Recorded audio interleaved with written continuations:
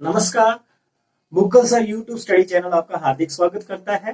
Dear learner, आज हम 11th class के न्यूटन्स लॉ ऑफ मोशन के बहुत एक इंपॉर्टेंट टॉपिक लेकर के आए हैं।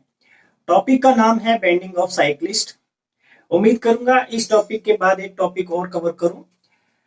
तो आज का जो टॉपिक है वो ये है कि कोई भी साइक्लिस्ट जो होता है वो क्यों बैंड होता है। जैसे ही वो कर्व पाथ पे अपनी साइकिल को या मोटरसाइकिल को मोड़ता है वो हमेशा बेंट होता है towards the centre of curved path. अब बेसिकली जब वो सेंटर ऑफ कर्व्ड पाथ की तरफ बेंट होता है तो कुछ रीजन होगा वहां पे जिसकी वजह से वो उसने बेंडिंग की। और रीजन सीधे सीधे ये है क्योंकि उसकी स्पीड बहुत ज्यादा होती है। तो जिस कर्व पाथ में वो मुड़ रहा है, मुड़ते हुए उसके ऊपर एक सेंट्रीफ्यूगल फोर्स mv² एक्ट करता है away from the centre. So basically उसी को बैलेंस करने के लिए ये क्या करता है, बेंडिंग करता है। और बेंडिंग होने से क्या होता है, कुछ ना कुछ कंपोनेंट ऑफ फोर्स है जो mv² को बैलेंस करेगा। हम फिगर की हेल्प से देखते हैं। ये है टॉपिक हमारा bending of cyclist. Let's suppose हम एक साइक्लिस्ट को यहां कंसीडर करते हैं। ठीक है, ये एक्स और ये वाई एक्सिस हमने कंसीडर कर ली। यहां एक साइक्लिस्ट है और उसका टायर जो है साइकिल का वो कुछ ऐसे है। हमने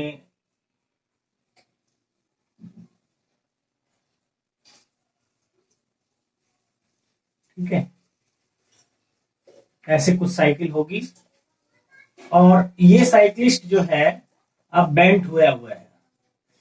ठीक है, इसकी बेंडिंग आप नोटिस कर पा रहे हो। ये कहीं ना कहीं इसका जो पाथ है वो कुछ ऐसे कर्व में जा रहा है। ठीक है, ये ऐसे मुड़ रहा होगा। तो बेंडिंग जो है सेंटर जो है कर्व पाथ का उसकी तरफ बेंडिंग है। ठीक है, तो बेंडिंग जो है हम कैसे करेंगे। अब इस बेंडिंग को बैलेंस करने के लिए क्या कुछ होगा इसको नोटिस करते हैं। सबसे पहले देखिए यहाँ पे इसका वेट है W is equals to mg। इसका वेट है W is equals to mg जो हमेशा डाउनवर्ड डायरेक्शन में ही एक्ट करेगा। और आपने नोटिस किया है कि जब ये बेंडिंग कर रहा है या फिर साइकिल चला रहा है तो इसकी एक फोर्स जो है इस डायरेक्शन में एक्ट करेगी और इसी फोर्स का एक equal and opposite reaction generate होगा जो इस डायरेक्शन में हम कह सकते हैं इस डायरेक्शन में रिएक्शन जनरेट हो गई। ठीक है, अब ये रिएक्शन जो जनरेट हुई है इस रिएक्शन को हम दो कंपोनेंट्स में रिजोल्व करेंगे। टू कंपोनेंट्स में हम इसको रिजोल्व करेंगे और वो कंपोनेंट्स कौन से होंगे। एक कंपोनेंट आप इसके अलोंग मान सकते हो, ठीक है, इसके ठीक अपोजिट, और एक कंपोनेंट इधर बनेगा। जो एंगल है हम वर्टिकल के साथ ले रहे हैं, ये याद रहे, एंगल वर्टिकल के साथ ले रहे हैं, ये थीटा है और आर का यहाँ कंपोनेंट हो जाएगा आर कोस ऑफ थीटा और this one R sine of theta. ठीक है, अब आपने नोटिस किया यहाँ पे आर कोस थीटा को बैलेंस कर रहा है mg। इस आर साइन थीटा को बैलेंस कौन करेगा। यानी यहाँ पे जब ये कर्व पाथ में रोटेट कर रहा है या मोड़ रहा है साइकिल को या मोटरसाइकिल जो भी है, तो इस डायरेक्शन में इसके ऊपर एक फोर्स लग रहा है mv² आर। आर यहाँ पे जो कर्व पाथ है उसकी रेडियस होगी, v उसकी वेलोसिटी है, मास हो गया साइकिल प्लस जो राइडर है उनका। ठीक है, तो ये इस तरीके से ये आपको नजर आ रहा होगा। आर कोस थीटा बैलेंस कर रहा है mg को और आर साइन थीटा बैलेंस कर रहा है mv²/r को। तो इस तरीके से हम ये कह सकते हैं कि जो बैलेंस कंडीशन होगी, इन balance condition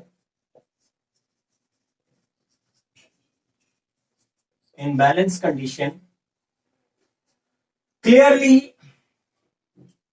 mg is equals to r cos of theta, equation first, and mv²/r is equals to r sin of theta. This is equation number 2. Basically यहां पे r sin थीटा काम कर रहा है किसका, centripetal force का, centripetal force. Whereas mv²/r it is acting as centrifugal force.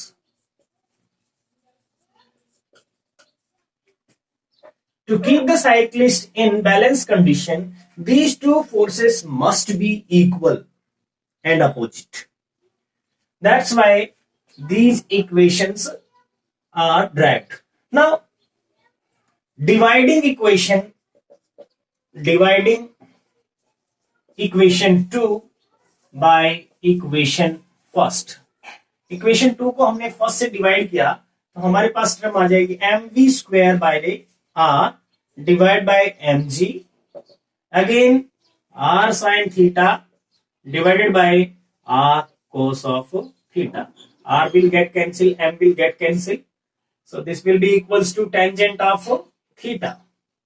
Now v square is equals to rg tangent of theta.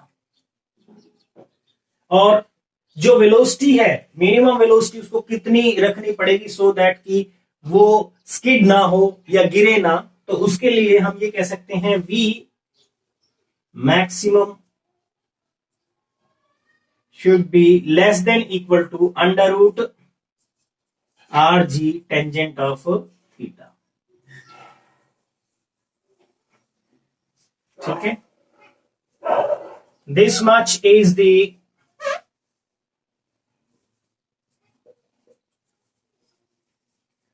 velocity of cyclist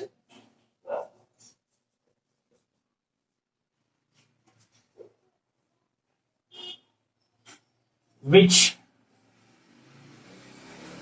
prevent him from skidding. यानी skidding से उसको बचना है तो उसको वेलोसिटी इस factor से कम रखनी पड़ेगी जितना। अब देखो ये वेलोसिटी ज्यादा रखने के लिए क्या कर सकता है, कर्व जो पाथ है उसकी रेडियस ज्यादा होनी चाहिए, बहुत ज्यादा बड़ा कर्व हो तो उसको कोई प्रॉब्लम नहीं आ सकती। थीटा जो है टेंजेंट थीटा की वैल्यू आपको पता है इंक्रीजिंग होती है, 0 पे 0 होती है और टेंजेंट 90 इनफाइनाइट हो जाता है, तो ये एंगल जितना ज्यादा रहेगा उतना ही ठीक रहेगा। तो इस तरीके से इतनी वेलोसिटी के साथ ये साइक्लिस्ट बेंड कर सकता है। कई बार आपसे एंगल भी पूछ लेता है, एंगल पूछेगा तो यहां से आप इसी इक्वेशन से आप समझ सकते हो। जैसे मान लिया, आपको बता देता हूं, tangent of theta is equals to v square divided by rg। ठीक है, यहां से थीटा आपको कैलकुलेट करना तो हम निकाल सकते हैं tangent inverse v square divided by rg। यहां से हम थीटा भी कैलकुलेट कर सकते हैं। ओके, अब ये चीज तो हमें क्लियर होगी। अब हमारा एक और टॉपिक है, एक और टॉपिक हम कवर करते हैं। टॉपिक का नाम है circular motion of A car on A level road.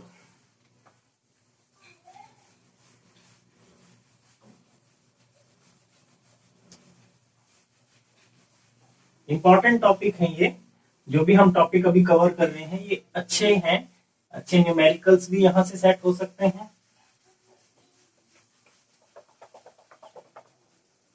Topic का नाम है circular motion of A car. Circular motion of A car on a level curved road।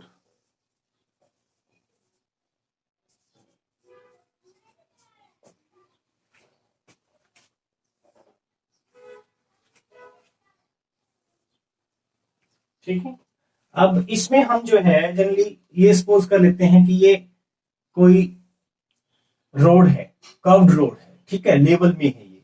मतलब लेवल में होने का मतलब इसका इनर और आउटर बैंक जो है वो सेम लेवल ऑफ हाइट पे है।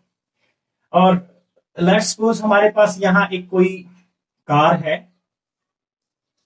ठीक है, ये कार का फ्रंट है,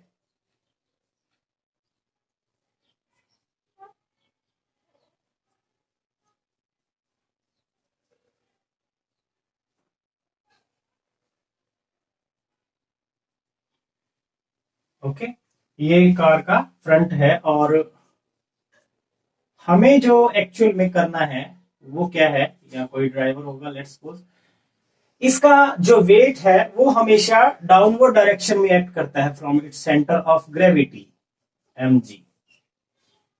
ठीक है, और आपको पता है इसका जो नॉर्मल रिएक्शन बनेगा, टोटल नॉर्मल रिएक्शन, वो बनेगा r। Total normal reaction r बनेगा। फ्रिक्शन फोर्स अब जैसे ये कर्व में आएगी तो इसकी वेलोसिटी बहुत ज्यादा है, तो अवे फ्रॉम द कर्व, ठीक है, अवे फ्रॉम द रोड इसको जो लेके जाएगा फोर्स, वो बनेगा m v square by r, m v square by r. ठीक है, ये फोर्स इसको आउटवर्ड डायरेक्शन में लेके जाता है। ठीक है, सेंट्रीफ्यूगल फोर्स का यहां पे काम कर रहा है। अंदर की तरफ क्या फोर्स है, अंदर की तरफ सिर्फ जो फ्रिक्शन फोर्स होंगे वो है। टोटल फ्रिक्शन फोर्स हमने कह दिया, इसमें F1 मान लो, F2 मान लो, 4 टायर्स है, चारों टायर्स के जो फ्रिक्शन फोर्स बनेंगे ग्राउंड के साथ में, वो इनवर्ड डायरेक्शन में होगा towards the centre of curved path. ठीक है, उन टोटल फ्रिक्शन फोर्सेस को हम ऐड कर ले तो F के बराबर होंगे। ठीक है, तो हम यहां पे ये लिख सकते हैं बैलेंस कंडीशन, जो फ्रिक्शन फोर्स बन रहा है, friction force between tires and rod, that will be equals to F is equals to mu into R। ये हम पढ़ चुके हैं ऑलरेडी। और mu into R, R यहां किसके इक्वल है, mg के इक्वल है। ठीक है, अब ये फ्रिक्शन फोर्स जनरेट होता है। इसके बाद आपने ये चीज नोटिस की होगी कि आउटवर्ड डायरेक्शन में जो फोर्स बन रहा है वो किसके इक्वल बनेगा, फ्रिक्शन फोर्स के इक्वल होना चाहिए। बैलेंस कंडीशन तभी हो सकती है। एक तो यहां साफ साफ आपको नजर आ रहा है कि जो नॉर्मल रिएक्शन है mg के इक्वल है। ठीक है, ये इसको बैलेंस कर रही है। दूसरा, जो आउटवर्ड डायरेक्शन में इसकी वेलोसिटी जितनी ज्यादा होगी तो mv square by r factor इसको स्किड करवाएगा out towards the away from the centre of curved path. अब इसको बैलेंस करने के लिए कोई फोर्स होना चाहिए, तो वो फोर्स होगा यहां पे फ्रिक्शन फोर्स। तो बेसिकली ये जो फ्रिक्शन फोर्स है हमारे पास, जिसको हम ये कह सकते हैं in balance condition, in balance condition this F must be equals to m v square by r, m v square by r. और m v square by r again ये किसके इक्वल है, म्यू mg के equal भी है। m will get cancel. अब जो velocity बनेगी v square is equals to mu r g. ठीक है, म्यू आर जी। r यहां पे क्या है, radius of curved path. r, small r यहां रिप्रेजेंट कर रहा है रेडियस ऑफ कर्व्ड पाथ। और वो कहां से होती है रेडियस, एक्चुअल में जो ये कार है, कार के सेंटर से जो भी सेंटर बनेगा उसको हम r कह रहे हैं। ठीक है, सो म्यू आर जी, और v जो मैक्सिमम रख सकते हैं, that will be less than equal to under root mu r g. ठीक है, this is the maximum velocity, this is maximum velocity of car to prevent it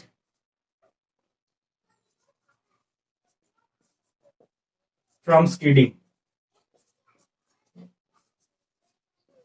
अब ये किस फैक्टर पे डिपेंड कर रहा है, ये आप देख पा रहे हो कि v जो मैक्सिमम से मैक्सिमम रख सकते हैं वो दो फैक्टर पे डिपेंड कर रहा है। एक कोफिशिएंट ऑफ फ्रिक्शन है, दूसरा है हमारा जो लेवल कर्व्ड रोड है उसकी रेडियस। अब जितना बड़ा कर्व होगा वेलोसिटी हम उतनी ही ज्यादा रख सकते हैं। लेकिन यहां पे एक इंपॉर्टेंट फैक्टर आप देख रहे हो, कोफिशिएंट ऑफ फ्रिक्शन भी है।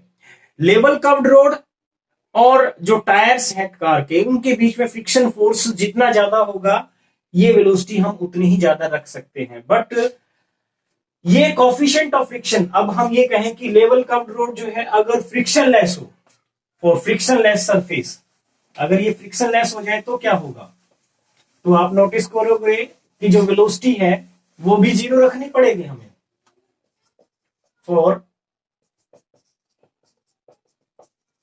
Frictionless curved road.